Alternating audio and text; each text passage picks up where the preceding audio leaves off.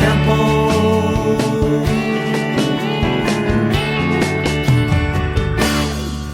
and the time. Come on, y'all, let's roll. And now, Tempo and the Times, the podcast that examines the collision of news, popular culture, and technology, with your hosts, Bob Gatty and Scott Ramminger. Good morning, I'm Scott Ramminger. I'm here with my co-host, Bob Gatty, on Tempo and the Times. Say hello, Bob. Hey guys, welcome. Happy to have you here today. We're pleased today to have a very important guest, an old friend of mine, Guy Reel, who is chairman of the Mass Communications Department at Winthrop College and also a Winthrop University. Is it Winthrop University, Guy? That's right. Winthrop University in North Carolina. He's been involved in journalism his entire life, or at least since college, which is where I know Guy from. We were both journalism students at the University of Tennessee, and both worked on the University of Tennessee had, and I think still has, a daily student newspaper. And at the time, it actually had a circulation of, I think, 35,000. It was as big as a lot of the small town daily papers in Tennessee. So what we're going to talk with Guy about today is how journalism has changed and over the years. Guy, tell us a little bit about your first career as a reporter. I know you worked for the Memphis Commercial Appeal, both in Little Rock when Bill Clinton was governor, and then back in Memphis. Tell us a bit about that and how you got from being a reporter to being a college professor. Okay. Well, first of all, happy Gudi Padwa, which is the Happy New Year in some Hindu traditions today. Okay. And back at you, buddy. Well, I'll tell you what, now that's something I haven't heard before. That's the first for this podcast. Guy is full of useful and useless information. Mostly useless. I was hired straight out of college, University of Tennessee, to work for the Memphis Commercial Appeal. And back in those days, that was a regional publication. So it had bureaus all over West Tennessee, North Mississippi, and Eastern Arkansas. So I was sent to North Mississippi in Columbus, Mississippi to run the bureau there. And when I say run it, I was the bureau and just covered a several county area there. And then after about a year and a half, I got transferred to Little Rock, where Bill Clinton, as you mentioned, was governor of Arkansas and covered the Arkansas legislature. So Bill, Hillary, old running buddies of mine. And how long were you in Little? About 7 years in Little Rock. And then I got transferred into the Memphis office, where I worked as a editor, reporter, columnist, did a little bit of everything. And then finally I got tired of, working with these grizzled, burned out old journalists and decided to go teach journalism. So I went to night school back then. That was the Memphis State University, and got a master's in journalism. And then later applied for a fellowship and got my PhD at Ohio University, so I could teach college rather than teaching these old reporters who stashed bottles of bourbon in their desks and and smoked in the newsroom while conducting their stories. Those were the good old days. Those were. Your copy turned out a lot more colorfully if you had a few glasses or shots of bourbon, I should say. So imagine. Yeah. And, some legendary figures arose from out of there. There was Jim Kingsley, who ran with Elvis Presley. I almost said Elvis Costello, but no, Elvis Presley and that crowd. And so that's what the old days of journalism were like: legendary figures covering other legendary figures and running in these crowds. And frankly, staying up late, partying, drinking, smoking, and talking about the stories that they experience on a daily basis. Of course, today's newsrooms, if they exist, aren't like that at all. And especially in the last year, they've turned into virtual. Everyone works from home now. Exactly. So it's lost a lot of its flavor. You know this, when we're in a newsroom, you could yell across the room to the copy boy or the copy girl or the intern or your boss or the copy desk. And, there was a lot of chatter going on and instant news conversations about what was happening. And, that's a part of the culture of the newsroom that I think is really missed these days. With the digital age, you don't have that sort of culture. It's more just, creating your story and then getting it on Twitter or in some cases these days, Instagram, Facebook as well. But, it's more about getting branding, they say, branding of yourself and also of your newspaper rather than, what does this news story mean? And what are these guys up to? So that's in a nutshell my background, which I don't want to. Didn't you write a book about Bill Clinton along the way? I did.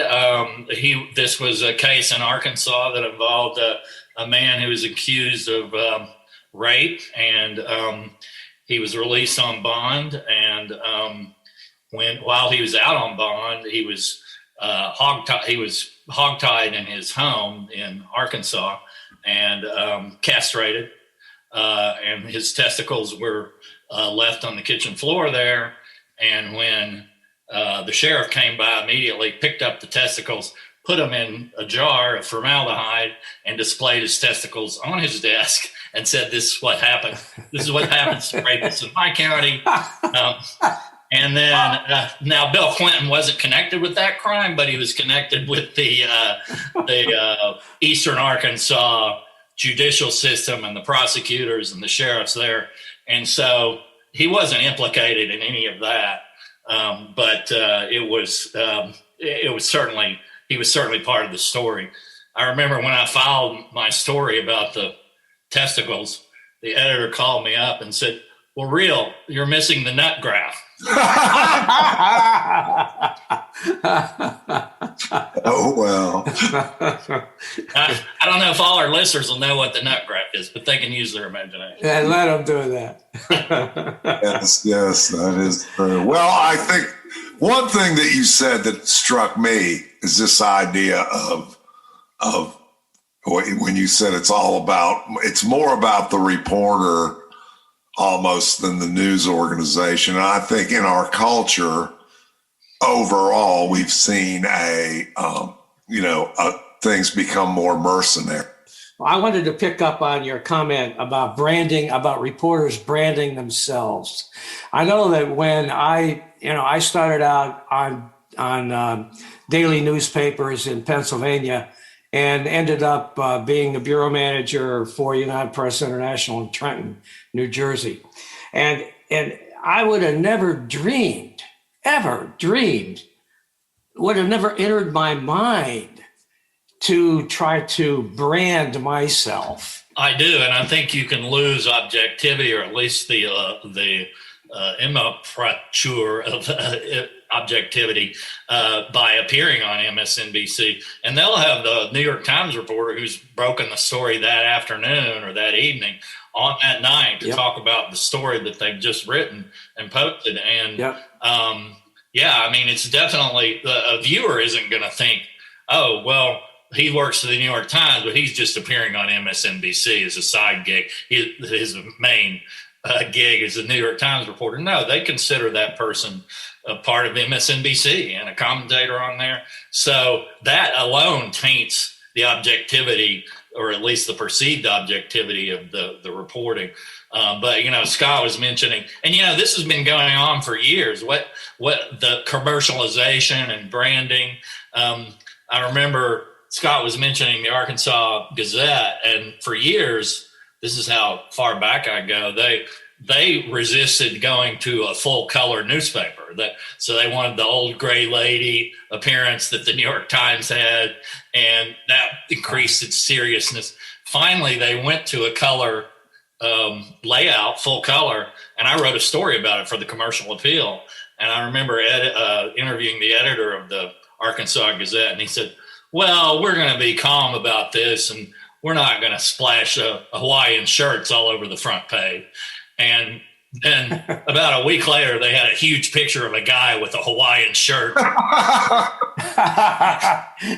put that in my story, but but that's part of the marketing and so forth. So that's been going on since the modern era, I guess. But certainly social media and digital has sped that up. But yeah, I agree with you 100%. It does not look good. Especially the average viewer is not discerning about what's editorial and what's news. And when you blur that line, you're in the field where now people don't know what to believe. To me, this cuts to the heart of the issue, because I would say certain papers always had a reputation for being a little more liberal than others. The New York Times was thought to be liberal. The Los Angeles Times was thought to be conservative, but largely, I mean, those perceptions related to their editorial page, which was a place where the paper or columnist could express opinions about the news. And on the other pages of the newspaper, at least there was an attempt to be objective, to tell both sides of the story. And that was what was hammered into our heads in journalism school, that no matter what your view of the situation was, you were not the judge, you were not the jury, you were to present facts in a fair and balanced manner and let the public or the reader decide. Now, we all know that is hard to do, but at least it was a goal. And I believe their views are routinely mixed into what are presented as news stories. That's how it appears to me. And certainly we've accepted the fact that if you're going to watch Fox News, you're not going to get both sides of the story. You're going to get only mostly the conservative side. And if you watch MSNBC, you're probably going to get more liberal bias in it. And beyond that, it's a vast wasteland. Well, that's right. I mean, and there's a lot to say there. And then the other odd point of that is often people these days don't even want objective coverage. They seek out specific news sources that they, quote, agree with. It used to be, well, you're not agreeing or disagreeing, you're just reporting the facts. But these days, people are seeking out information sources that they may understand in some way that it's, quote, maybe they wouldn't use the word bias, but that it's more real. Like Fox News, as you know, bills itself as fair and balanced and objective. That's their whole method of advertising themselves. But it's really a selection of facts. It's what we used to call the Gatekeeper Effect, where what you choose to report is as much about who you are as a reporter as opposed to just deliberately biasing or telling lies in your stories. So people these days seek out their own news sources to reinforce their own beliefs, and that has increased polarization. And last year I was teaching journalism ethics, or a couple of years ago, and covering being a journalist in the age of Trump is a challenge, because the students these days, I mean, they think, I get a question, is this normal? Well, no, it wasn't normal for a president to act this way and call the press the enemy of the people. And in fact, he decided he was going to threaten the lives of journalists, jokingly, and I'm using air quotes. But at the same time, he's got people at his rallies, having effigies and gallows of journalists. Well, and some reporters actually did get threatened. And I mean, don't you think that the politicians have have seen this trend that we're talking about and have leveraged it? Oh yeah, absolutely. That's the whole point these days of a lot of politics is, and I teach my kids, look, I'm objective, but I'm also on the side of journalists. And so, but we've got to keep that method that Scott was describing of reporting both sides, but at the same time, you have to also report. The New York Times went through this when Trump told a lie. Should you call it a lie? And for a long time, they didn't. Finally, they did. But yeah, it's a political stunt or method now of getting ahead. I noticed that Marjorie Taylor Greene, the Q congressman from Georgia, that's what I call her too. She got $3 million in donations. I know. Last quarter. And freaking incredible. And this is a ruby red district. She's not going to, I mean, unless something weird happens, she'll win re-election. Yeah. She doesn't even need the money. No, I mean, well, what's she planning to do with it? I think that her sights are set far above being a congresswoman from whatever district it is in Georgia. Yeah. Oh yeah, absolutely. And so to your point, it's a political grandstanding or game. I mean, Josh Hawley from Missouri, he's the guy who raised his fists at the protest January 6th. He was considered not a particularly radical, very conservative, but not a quote Trumpster necessarily. But when he learned the benefits of taking that stance, it was an easy lesson for him to learn. So now he's all in. Hey, Guy, what do you tell your students in your ethics class that you taught? What would you tell your students about this idea of leveraging your stories for fame and acclaim on TV? Well, that's a great question. I haven't gone into TV as much as social media, but because you do, if you're a journalist, you do have to go on Twitter. I mean, you don't have any choice. Yeah, and you do have to link to your stories and try to promote them and get people to read them. Going on a news show, I think you're right, is much more problem, or a commentary show. I said a news show. And that, again, most readers or viewers don't understand the difference between commentary and news. MSNBC, they don't even run the news. It's all commentary. But if you told your students don't do that, what would they say to you? They say, what planet are you living on, man? You old. Yeah. Well, that's right. And you notice how I didn't really answer your question? I don't know not to do it. It's not. In fact, branding is a strategy that's mentioned as a way to survive and excel or get ahead in this digital world. Because if you have a brand as a journalist and you're well known, you get a lot more followers, you get a lot more clicks, and so therefore you're more prominent in the news world.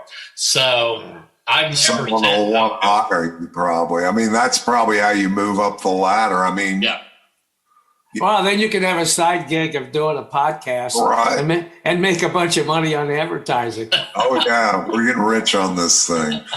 Well, I mean, let's talk about the gatekeeper thing, because I think this is a significant issue in several ways. Back in college, Guy and I and another fellow named Joe Dew had a cocked up idea that we were going to start this magazine about energy in Tennessee.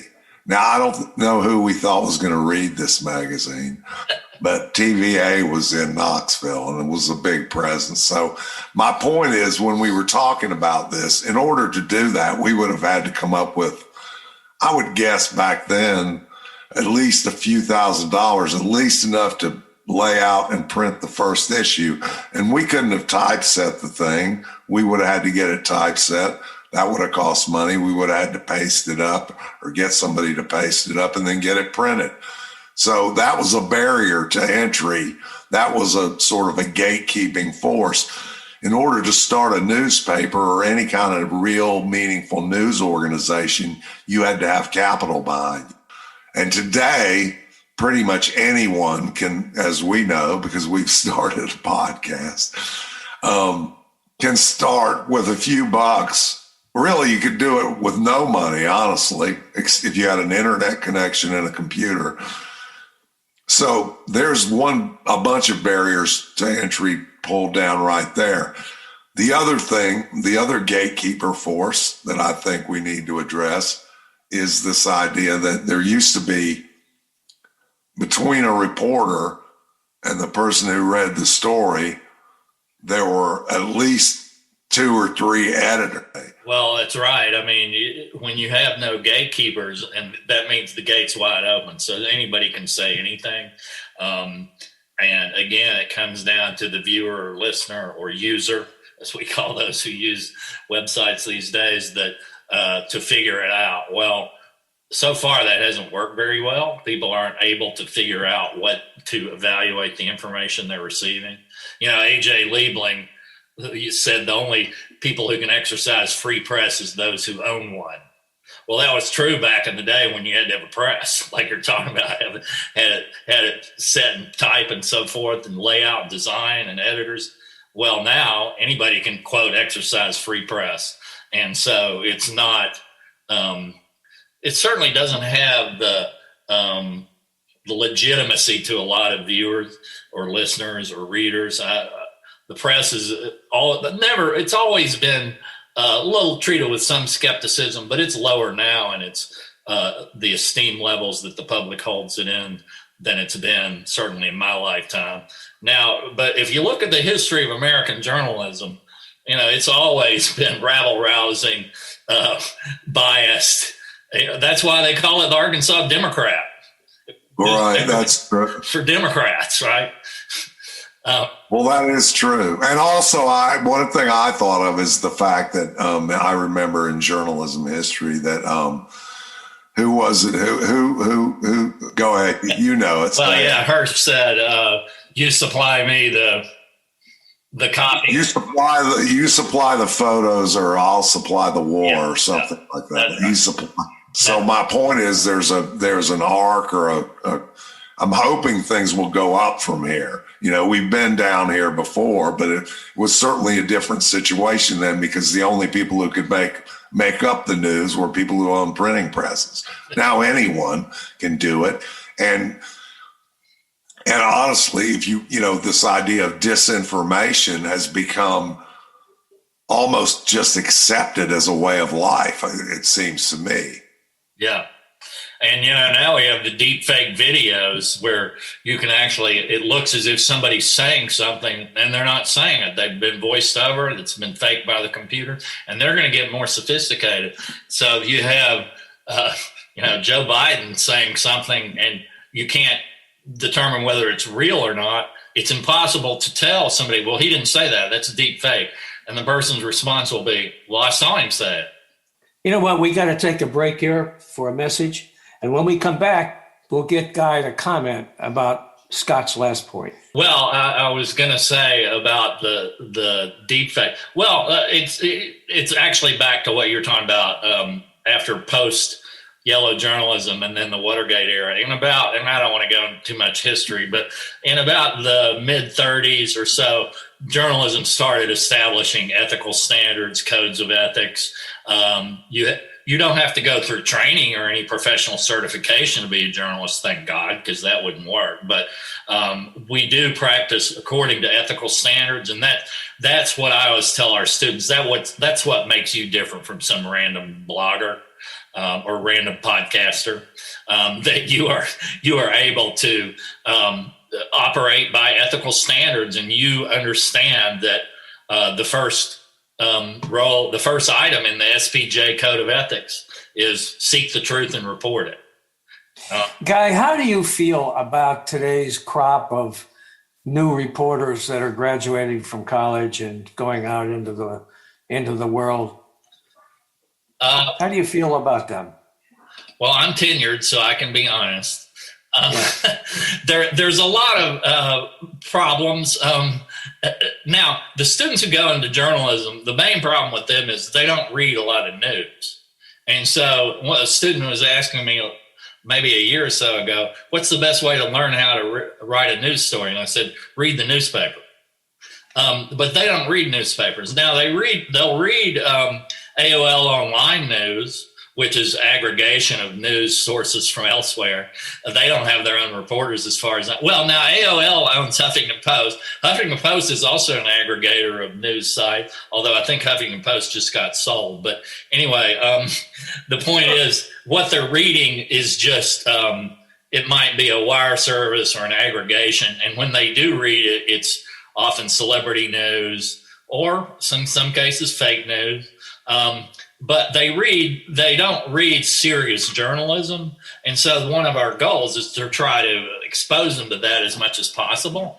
The only way to do it, though, is to force them to read it. Then how do you ensure they read it? The only way to do that is to quiz them on the material, and then it becomes a chore. I'm telling you, it's really difficult when you're awash in information to get students to see the difference between the types of information. So, and then the other thing is when they write, they're used to writing in text or tweets or Instagram posts. And so I won't say their news stories read like that. They don't even read that well a lot of the time. Oh my Lord, this is really hard for me to believe. Are you telling me that students who are in a journalism course, they're taking journalism because presumably they want to be a reporter or a journalist or something in the industry, that they don't read the newspapers or magazine stories, that they're just relying on stuff that they see on frickin' Twitter and Facebook? Yes. I mean, that's shocking.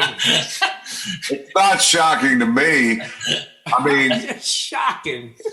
I mean, oh, man. That's the thing. I mean, really. What is this world coming to? I don't know. I know we sound like three old men grouching about.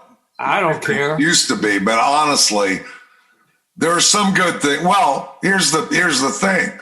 I think the three of us are all for freedom of the press, right? I mean, that was my thing. I mean, big deal. Yes, absolutely. Freedom of the damn press, freedom of speech, right? That's the basic, one of the fundamental great things about this country. But I mean, freedom of the press has gone haywire. Now everybody has a press and no one can tell what's real and what's fake. The other problem, which is a problem with a lot of content of any kind today, whether you're talking about news content or books, magazines, information, the internet has made information free, basically. And the ability for any organization to monetize, that's kind of gone away. And if you look at what's happened even to these major newsrooms like the New York Times and the Wall Street Journal, they've shrunk by, I don't know what, they've shrunk more than in half. I would be almost certain of that. And probably they've shrunk to like 20% of the size they were when we were, in the 70s and 80s. Well, my old newspaper, the Commercial Appeal, as Scott said, it's probably 20% of the staff that you have. Yeah. And I was there in the 90s mostly, but and so that becomes an issue for students when they're trying to find a job. Some still find jobs at newspapers. Community newspapers still are able to hire because they're writing for such a specific audience, local neighborhoods and things like that. The internet supposedly could do that, but it's not sexy because it doesn't attract enough users for a website. So a newspaper, a community newspaper, a local, hardcore local newspaper can still make money. It's the medium-sized to large papers that have been hurt the worst. The Charlotte Observer, near where I live, they're way down. And a lot of these newsrooms, they've sold their old buildings, which were, on Main Street and, big rock solid institutions. They sold these buildings because they're worth hundreds of millions of dollars. And then they've moved into a floor of an office building somewhere. And so that's where the whole newspaper is now. But, as what Scott was saying, when information is free, or students think it's free, they think it's not worth anything. And so that's a problem. But back to what I was complaining about the students. That's one of my favorite pastimes. Is the writing has changed, and the way that when they turn in copy, they write in headlines or tweets. So I said, write a lead on this story, and it's a basic news story about whatever, a murder, a triple murder, or whatever. Now I'll give them the facts, and they have to write a lead. Well, their lead will be man shoots wife, 3 children. In other words, they're writing a headline, not a lead. And so I tell them, you got to write in complete sentences with articles, and verbs, prepositions. Oh Lord! And then it goes in cycles. Different issues come up in their copy. Lately, it's been comma splices, which they don't know what a sentence is, so they'll join independent clauses with commas, and so it just reads almost like stream of consciousness or something. Like William Faulkner or something, but and so you have to sort of divorce themselves or get them to unleash that preconceived notion of what news is. But you express shock about them not reading news, but they still find news media fascinating. I mean, they're immersed in it from the time they wake up till the time they go to sleep, even if they may not realize it. They're immersed in all sorts of media. So they think, many of them, oh, I want to be in the media. But they might not think of news necessarily, or television or radio. They might just think, well, I'll give my own opinions on a podcast, and I'll promote it through Twitter, or I want to interview celebrities. It's more of a vague thing than when we went to journalism, and it's like, well, I want to write about these assholes in the politicians and expose their corruption. That was my motivation. Really, back in the day, you weren't even, bylines were awarded sparsely, right? You didn't get a byline for a story about a dog getting run over by a car or something like that. No, but you got one if the dog ran over the car. That's right, exactly. Journalism was called the fourth estate, the fourth brand, the fourth check. Our governmental system was designed to have 3 separate branches, and journalism, was referred to as the fourth. And there were people who went to jail protecting their sources. They were not going in it thinking they were going to get rich. Certainly, you didn't make very much money as any kind of reporter. Right. Yeah, and that was not our motivation. If it had been, we would have gone into something else. But and I don't think that's really the students' motivation, getting rich either. These days, I think it's more about publicity, as we're talking about, self-branding. But I think that, and I don't want to be too negative here, because there are some students, and these are our top students, who are serious about practicing serious journalism. Our student newspaper just broke a story about how bad our system at Winthrop was at investigating some student complaints of sexual harassment. And they had specific cases. They had FOI findings in their story. They had it fully reported and with multiple sources. And so they're taking it seriously. I guess I'm talking mainly about, those below the top tier. And I was certainly not in the top tier, but I took it seriously. And so did people in our class back then. We took it seriously. I'm not so sure the lower classes do of students anymore. Now, if they don't, and they try to work for a professional newspaper or news organization, they'll find out pretty quick that that's not going to cut mustard. I still think most newspapers that operate do hold their reporters to standard. But again, that's lost on the readers often. Most people hate their local newspaper. They think it's biased. Well, they always have. Yeah. I don't think that's changed much, but what I think has changed perhaps is that even though people complained about reporters and newspapers, there was, I felt like there was some feeling generally that it was important to have a free press, that the free press deserved some protections, that freedom of the press was important, but that it was also important to, you know, because of the whole Fourth Estate thing, that, you know, reporters protecting their sources, you know, Woodward and Bernstein refusing to say who Deep Throat was, all of that all of that has kind of gone out the window with the the degradation of the craft. I think we're presenting an awfully negative picture. I know that a lot of this is true, Scott, but I have to believe that we still have some pretty fine journalism taking place these days, and that like Guy was saying, some of these top students coming out of J school will carry that on. I certainly hope so. I just hope that we don't have we're not seeing a complete decline of sound, legitimate, informative reporting, editing, and presentation. No, I think people. Well, I mean, there's the other issue that I think we needed to talk about, though, is the fact that, I mean, we've experienced this, Bob. You know, I was trying to promote our podcast on Facebook, and the first podcast was about a woman who had written 12, 13 songs about different women in history. It was Women's History Month. Because I mentioned the word, I think I did it 3 times. First, I had the word politics in the post. Facebook, I tried to boost it, pay a little money to boost it.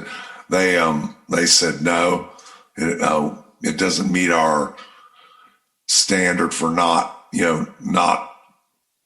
being political. I mean, there are these big. It's true, you can put anything out, but I know from my own experience that the number of people who see what I put out depends on what I put out. Well, that's absolutely true. I wrote a book and published it on Amazon. It had the title was "Hijacked Nation: Donald Trump's Attack on America's Greatness," and Amazon refused to allow me to advertise it on Amazon. They said it was too political, that it attacked a candidate or a public official, which violates their standards. And I said, well, you mean to tell me that if Woodward or Bernstein had a similar book, you wouldn't publish it? Well, that'd be different. Yeah, I mean, so what we have here is a case where really a handful of companies, frankly, are controlling. It's not the government that's controlling it, but it's a handful of companies who are controlling what people see and don't see. Well, you're mixing apples and oranges. I mean, newspapers still have editors who are making these. Well, they do, but I'm saying, where do people get most of their news today, Bob? They're not getting it from newspapers. They're getting it from social media. Okay. They're seeing news stories that are reposted on social media. But I think that the impression was you were saying that newspapers didn't have the type of editorial control that they used to have. And I still think that newspapers do have editorial control. I mean, the staffs may be smaller than they used to be, but surely they still have copy editors. Surely they still have somebody who is making decisions as to what's news and what's not, and what's legit and what's not. Surely they do. Guy, is that? No, they do, but you'll see the copy desks have shrunk. Yeah. There aren't as many copy editors. There aren't as many. Sometimes reporters write their own headlines. We never did that, or I never did. The copy editors wrote the headlines, and now they'll write their own. And then some of this is outsourced, believe it or not. Especially the design of newspaper, it's sent electronically to India or wherever and laid out somewhere else. And I don't know about copy editing. I think most of that's probably still done in house, but it's not as rigid as it was. But back to your point, Bob. I mean, I've asked my students, where do you get most of your news? And the vast majority of them say either Facebook or Twitter. And I said, you realize those aren't news organizations, right? And they'll just sort of look at me like, but you're right, they link to news stories. So they'll click on the link and think that's from Facebook. Or even if they see it's an outside source, they still say, well, I got that from Facebook. But again, once you click on the link, what are you doing to evaluate who's posted that and what type of source it is? You've seen these fake newspapers that are designed to look like real newspapers, and they aren't. And then some will say, this is not a real newspaper. Or not, I've seen people react to posts that I knew, that had a disclaimer. They were a humorist, like they were something from The Onion or Andy Borowitz, and people believe that it's true, even when it says, something that clearly indicates to me that it's satirical. The other thing I think that we have to acknowledge is no matter what the news organization is today, they're basically on a 24-hour news cycle. My view is that move toward the 24-hour news cycle for everyone is also, and the competitive nature of the business is also caused news organizations to remove filters in order to beat the to be the first with the story. Do you think that's correct, guys? Yeah, and I think it also cuts down on some of the fun of being a news person. We used to write our stories and then go to the bar and then chat about the day's events, or go home, depending on your preference. And then you were done for the day. I know where you went. That's right. And we sit around with a bunch of other journalists and talk about what happened that day. But now you can't do that. You got to be on Twitter. You got to be on Facebook. You got to be promoting your story. And then you might get up in the middle of the night and do an update on your story. So, yeah, 24/7 is not. But the kids today, they are used to that. I will say that because they're used to the digital age where it is 24/7. But that's the other thing. We think students are experts in digital communication. No, they just know how to communicate with their friends through the digital communication. They don't know how to communicate digitally or spread a message or create buzz. They just know how to write a Instagram post for their followers. But I'm not putting that down if you've got 1 million followers. But most of the people with 1 million followers aren't journalists. They're, people like Kelly Clarkson. Where do these kids go to work? There, as you pointed out, there are not that many newspapers left. Really, there are fewer papers. There are fewer reporting jobs and editing jobs at the papers. There are a lot of blogs. There are a lot of websites. There are a lot of other sort of hybrid news, the blurred news entertainment things. Where do these kids go to work? So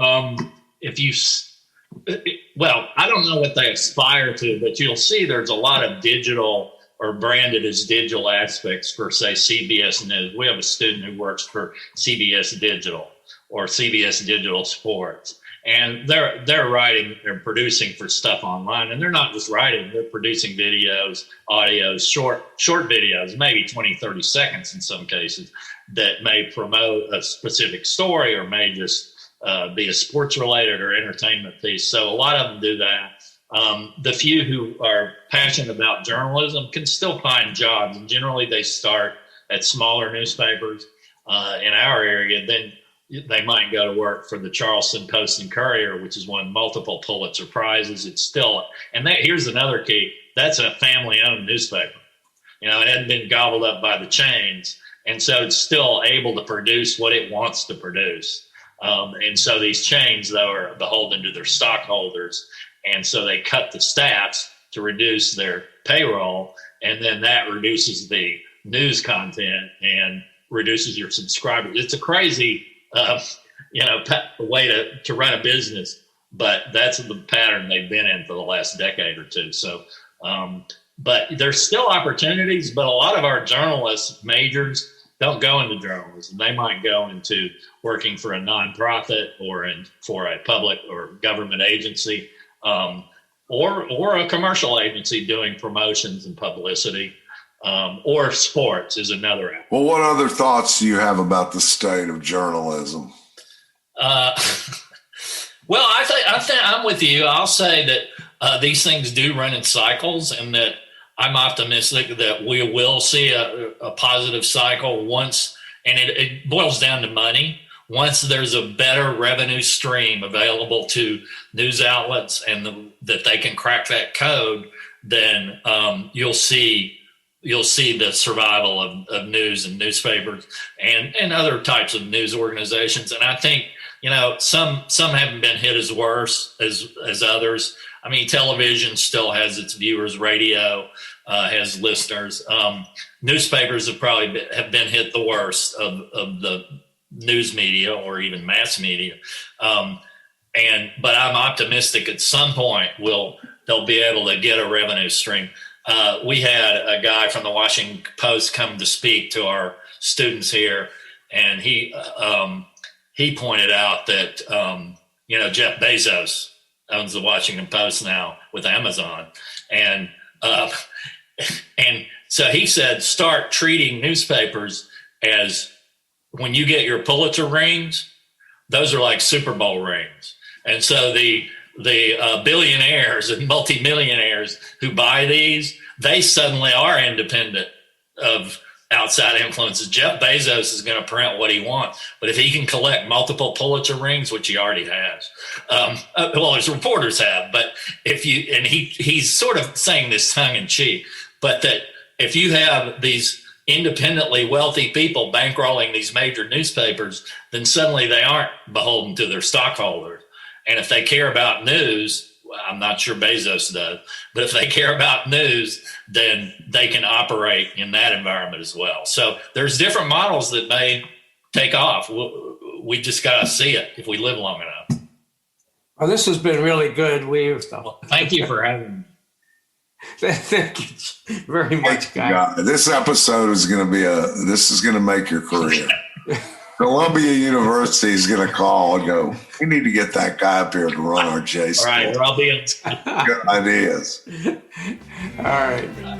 Thanks for joining us, guys. Thank you. The tempo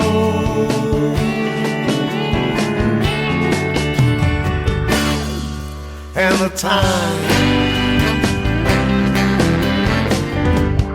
Come on, y'all, let's roll. Copyright 2021. All rights reserved. Visit us at tempoandthetimes.com.